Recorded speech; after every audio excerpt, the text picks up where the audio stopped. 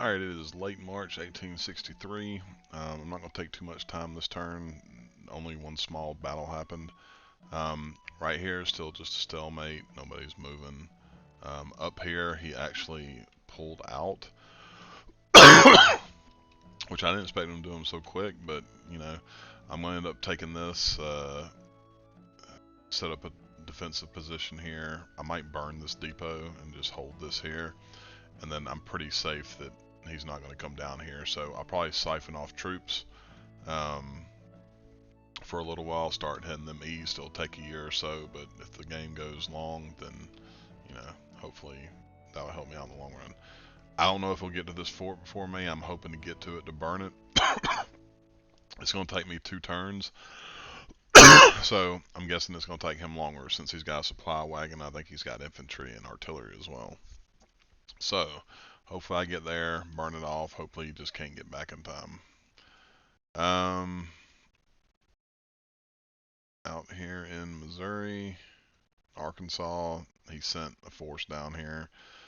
Remember, I burned the depot. I'm not sure where the town is. I didn't burn the town, so I'm not sure why it's gone. But I'll be coming down here, burn this one as well. Um,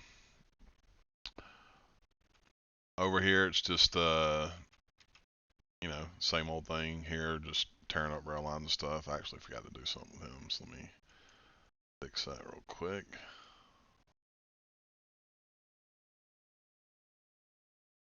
Tear that rail.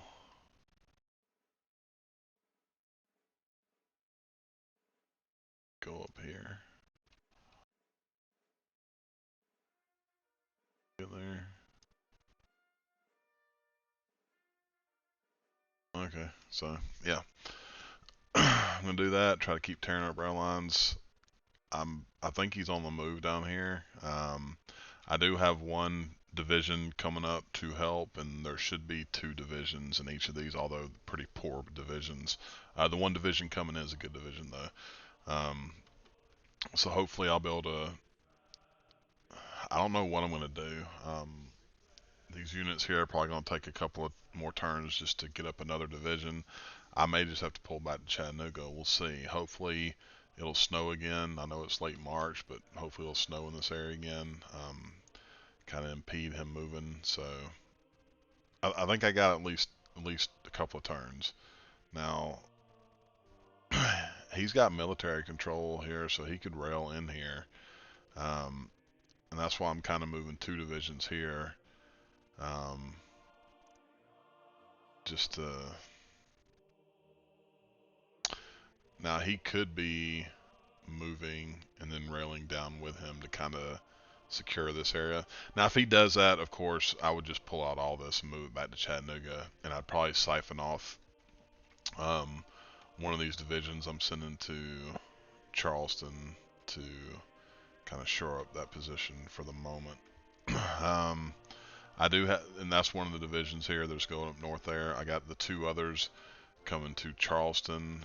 I just kind of have a hunch he might invade on one of these because he did have um, a little scout ship here. So if not, I may just pull him out, moving up to Tennessee. We'll just have to see where the threat is, or either maybe just leave one division there. I got some pieces moving. The only battle was right here. I won it.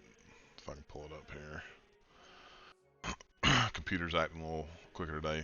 I lost 61, he lost 92. Just a small skirmish, but I won it. Um, Up here,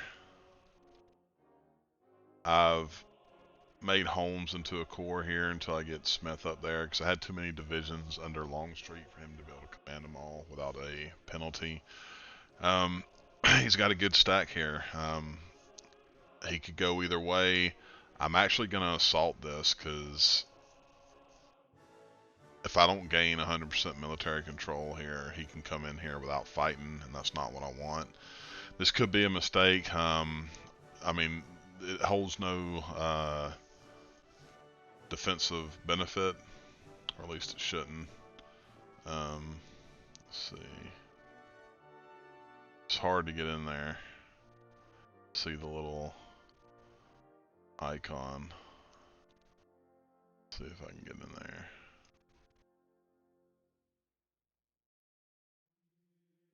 Message was there.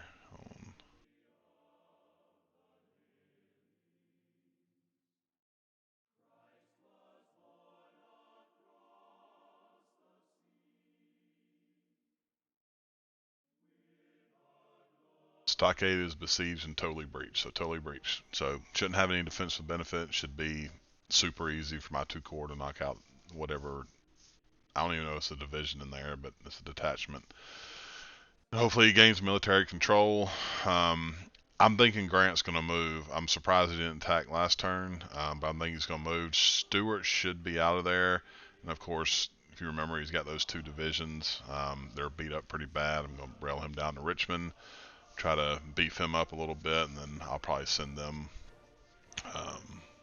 west a little bit, depending on what happens here.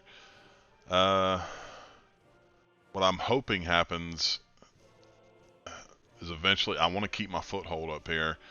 If he attacks me, I do have 1 division I made here going up to a reinforced Longstreet because I kind of think he might try to come across the river here. I don't know. I kind of want to keep my foothold here. I want to get rid of this fort, get rid of that fort, and I want to kind of go destroy these units he's building. I think that would help out a good bit. Plus, you know, get rid of this unit here. So we'll see what happens. I did take Frederick here, so I have military control, or enough military control to rail people. Harper's Ferry is good, so I am building a few more units over here in Tennessee.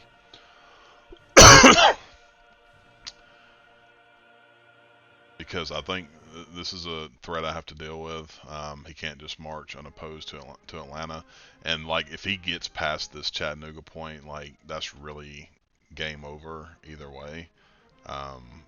He could just sit there and defend Washington, not attack, and he can just march through Atlanta, building up extra troops and stuff. So the one good thing is he is aggressive. Maybe he will attack. I have enough ammunition for at least 2 fights with these 2 guys up here, and I think I'm good down here as well. So we'll run this turn and see what happens.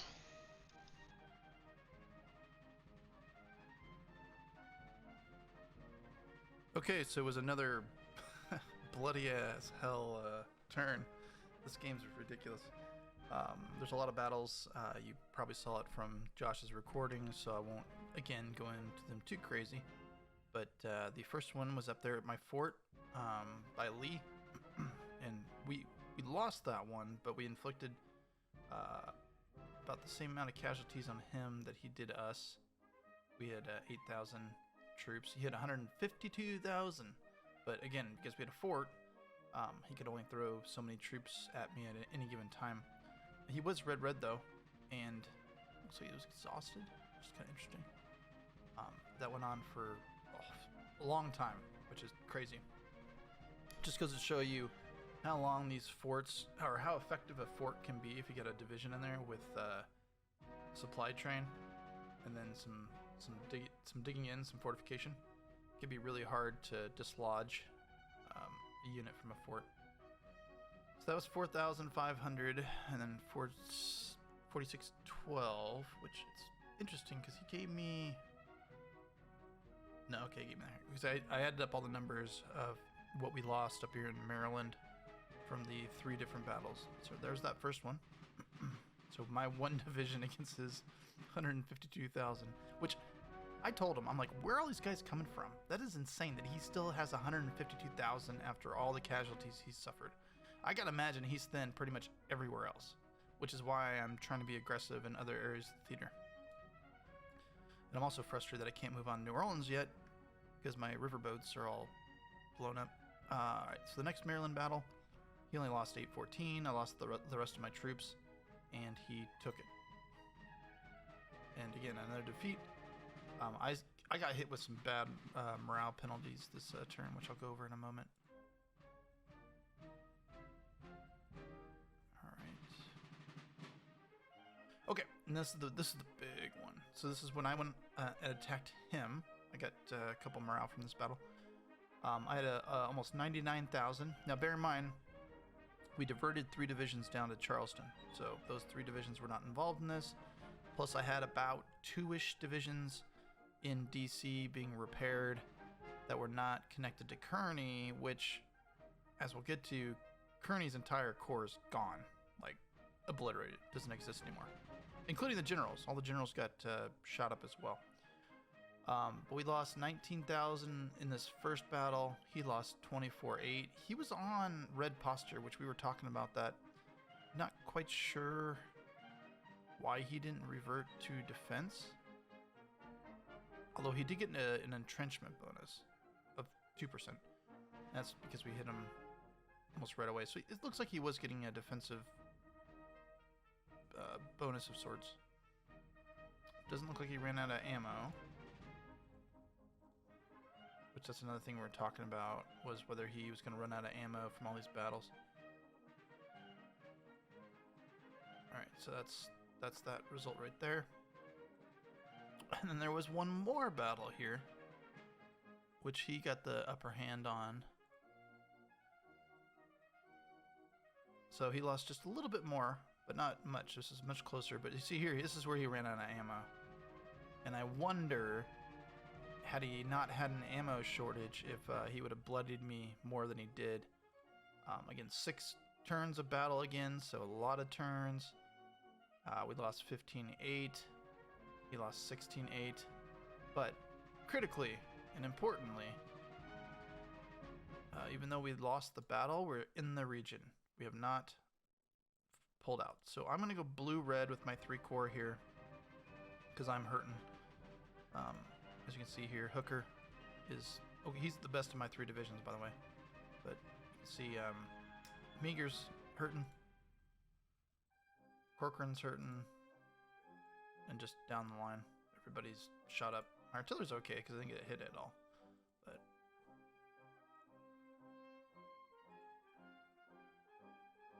now that's actually something I want to look at here. Go back over those battles real quick. I want to see how my artillery did. Okay, I think that was the fort. Yep. Okay, here we go.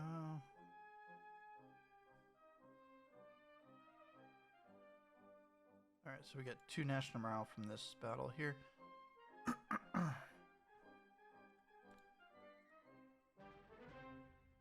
Okay, so artillery fired. Nope, did not fire round 1. Fired. Actually, sorry, it did fire.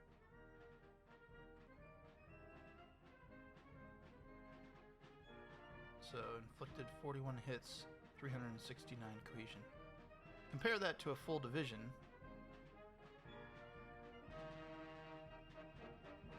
Look at the cohesion. 369 cohesion damage. Whereas Reynolds, who's a pretty good division commander, only 152. Hancock looks like he got beat up pretty bad.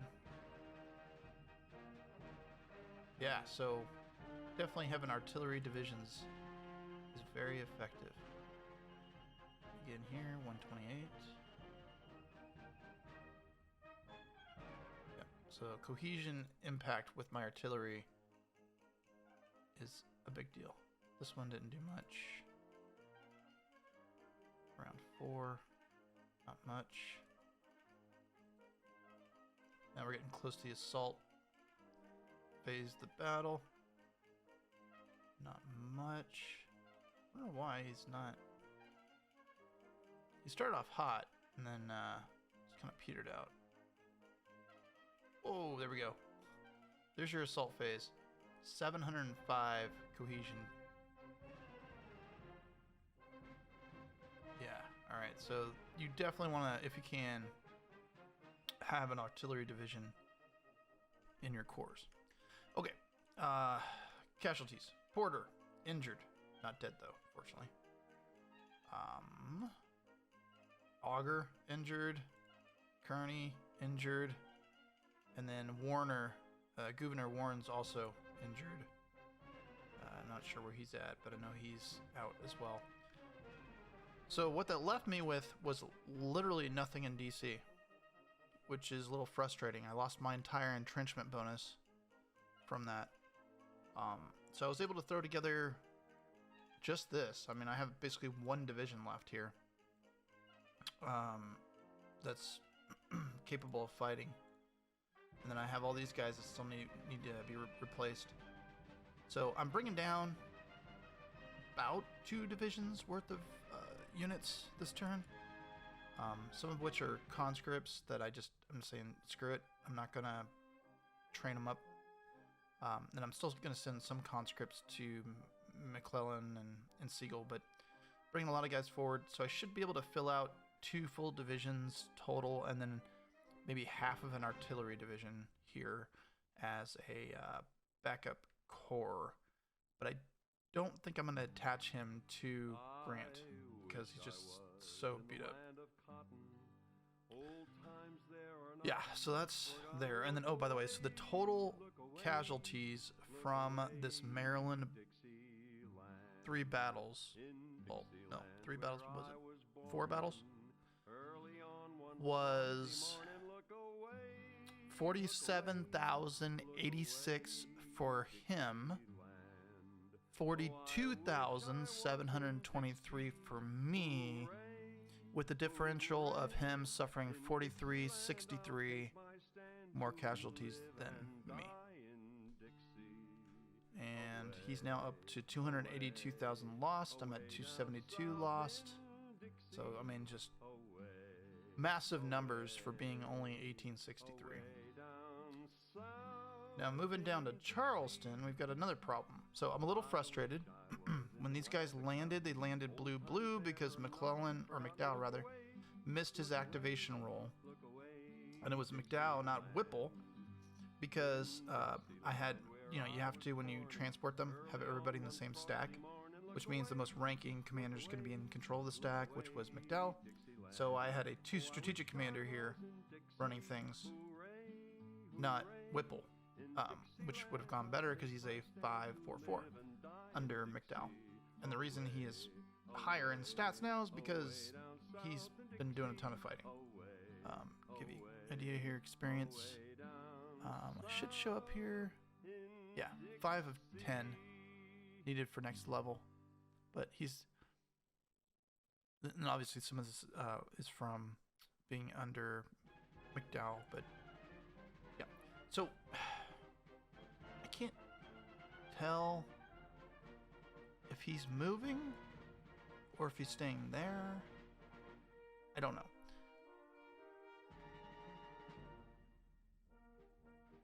So I think what I'm going to do is I'm going to wait 1 turn, which I don't really want to do that. I might be ceding the initiative to him possibly. But I'm going to go blue-red, hope he attacks me. If he does, I'm in the swamp, and it's muddy, and I think I've got more than he does, because he's got 2 divisions there, it looks like. And I'll have the defensive advantage, plus I'll be dug in a little bit.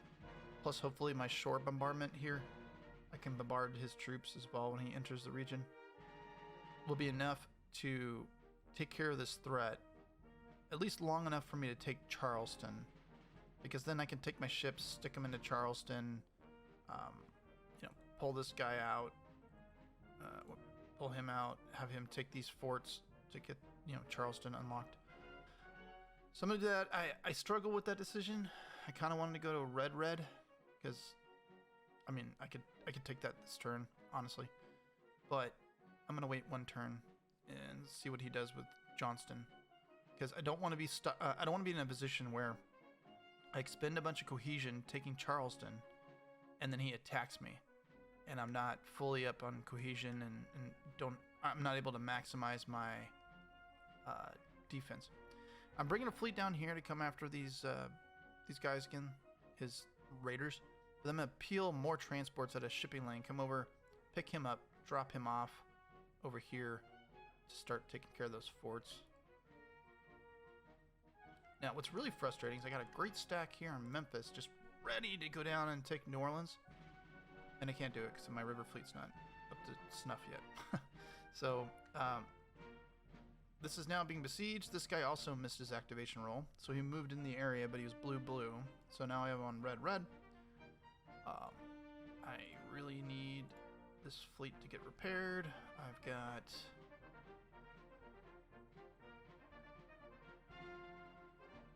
nothing going to transports, that's why.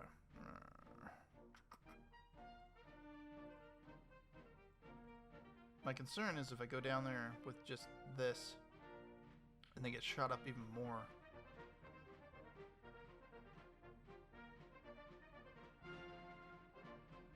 Yeah. I mean, I'm hurting on replacements across the board. 1100 for line, 284 for elite.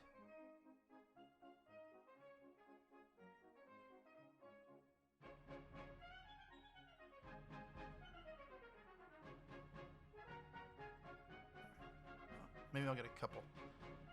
Just need a few in case I lose a few. Now the nice thing is with me taking Memphis and having this area all mine, he doesn't have anybody in these areas here. So the next place I'll get shot at is Vicksburg. So really Vicksburg, then it looks like maybe here and maybe here, depending on what he actually has in those areas, which I doubt he has artillery in these areas. Maybe Baton Rouge, possibly. But then I can come down, land here, and I mean, he's got a division at most there, so it should be easy pickings if I can hit it soon. Otherwise, just trying to get military control here.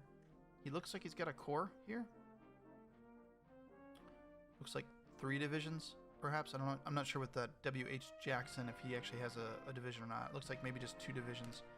So what I'm gonna do is move Gilbert down here and then attack, and then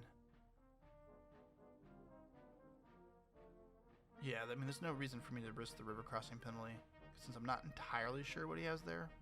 Plus he could always rail up reinforcements this turn, and then I can get really hurt trying to do a river crossing penalty.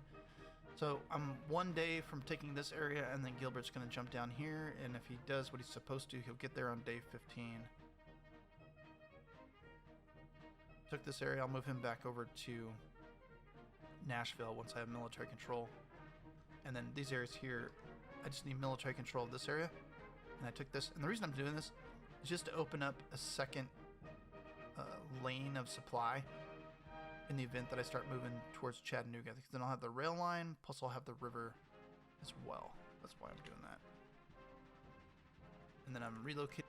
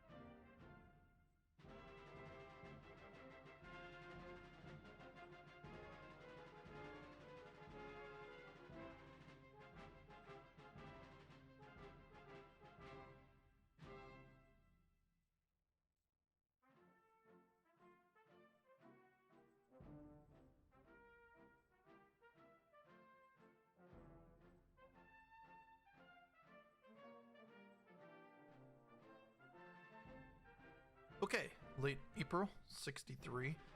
Not much happened this turn, which is a bit rare for this entire game. But we got Warren back, so we're going to move him to the front. He's a 3-2-4, obviously. Very instrumental in our defense. We're not going to attack Lee this turn. I need to rebuild just a little bit more. I was able to get Hamilton back up pretty fairly robustly. 3 divisions. But I need to fill out Slocum, and we have artillery now. Artillery division under Couch. But I do have more stuff coming down the way, so I'm going to put Governor Warham in here, reinforcement troops, and then attach him to Grant. Now in here, just for this turn, in case there's a battle, I did destroy Hooker's corps, and then packed in as much as I could into Grant and Meade, which I have here.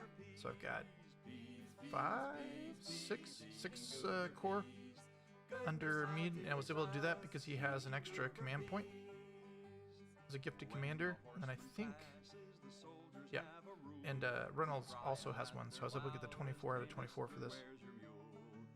And then obviously Grant has just a boatload, so I've got another big stack there. So we'll see what happens. He's got Corps down here under Longstreet. He's got Lee in the middle, and he's got Stewart up here on the far north/left flank. And it looks like he's bringing Smith up, and I don't know if he's got anybody attached to him or what he's doing with that. Now, I'm really annoyed with how Charleston went, because I had Charleston, and then I got pushed out for like really no reason. So I'm going to try and attack the fort down here, take it. What it'll do is it'll open up a conduit through which I can enter and egress from Charleston. I'm moving my ships back out to Fort Sumter just to repair, get their cohesion back. Hopefully I get down here and take this fort this turn. We'll see. And then I'm sending the cavalry up here to the rail behind Johnston. And then over here, my plan is to bring down my river fleet from Cairo, combine it with what I already have down here.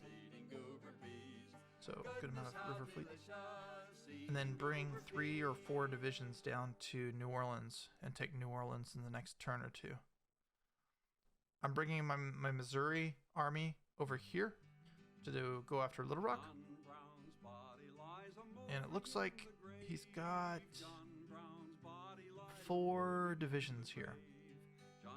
Now I was tempted to press forward with Gilbert and take Madison, Alabama, and then shift Rosecrans over to where Gilbert's at. But I don't know if he's got reinforcements coming forward, because as you can see here, he's got something in Chattanooga. He's building a bunch of stuff in Chattanooga, and I just don't know what else he has. So I might hold pat here, go after New Orleans, maybe hit his rear in South Alabama, South Georgia, go up the river, go after Atlanta that way, and maybe just say screw it, just hold here to hold his forces down, and use my navy to hit him elsewhere.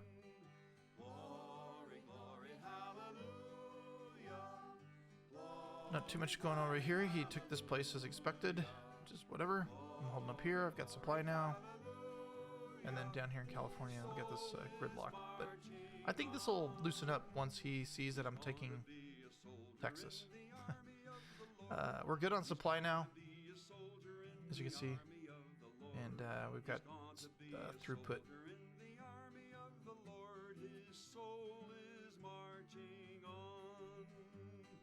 Alright, so replacements 791s. That's still very high, but much better than it was last turn.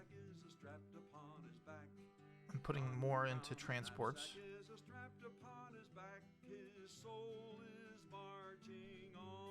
And let's see, battles, anything of note? Not really. Our guy fled like a coward. That was incredibly frustrating. If you didn't see the video of the actual battle, it was like 2 rounds and he fled, even though we were in blue-red. So there was no reason for him to flee. It was typical McDowell. I'm so pissed. I got there before he did. He had to attack me. There was no reason for us to flee, and after 2 rounds, he fled and the battle was over. It was ridiculous. We destroyed his ironclad, though, and got 2 morale from that. And we took, obviously, we took Island 10. So Memphis is now connected with the rest of our supply line. All right. Under international law, ships captured during war may be kept as prizes. If there's no war, capturing ships is piracy. Lincoln did not ask Congress for a declaration of war against the CSA, as this act would, in fact, recognize the CSA as a nation, which is interesting, right? This goes to the also the blockade. He didn't want to call it blockade per se, because that would recognize the CSA as an actual nation, which would limit him under international law from doing certain things. However, Lincoln did declare a blockade of southern ports. A nation may not blockade its own ports, right? So on the one hand, he's saying, hey, I'm blockading you. But on the other hand, he's saying, well, you can't blockade your own ports. So are you saying the CSA is free or not? But it may only close them. The Union blockade had resulted in the capture of dozens of American and foreign, primarily British ships. In '62, 4 ship owners took the U.S. government to court, claiming that a lack of a declaration of war made both the blockade and the resulting seizure of ships illegal. The government faced huge compensation claims and risked war with Britain. On March 10, '63, the Supreme Court ruled by a vote of 5-4 that it is not necessary to constitute a war, that both parties should be acknowledged as independent nations. Therefore, the president, as commander-in-chief, had the authority to order a blockade. 3 of the justices voting in favor of the government were Lincoln appointees. And sorry, that was a terrible reading. I have my screen minimized, so the font was very small right there. Okay, I'm gonna get this turned back over to Josh, run it, see how it goes, and we'll go from there.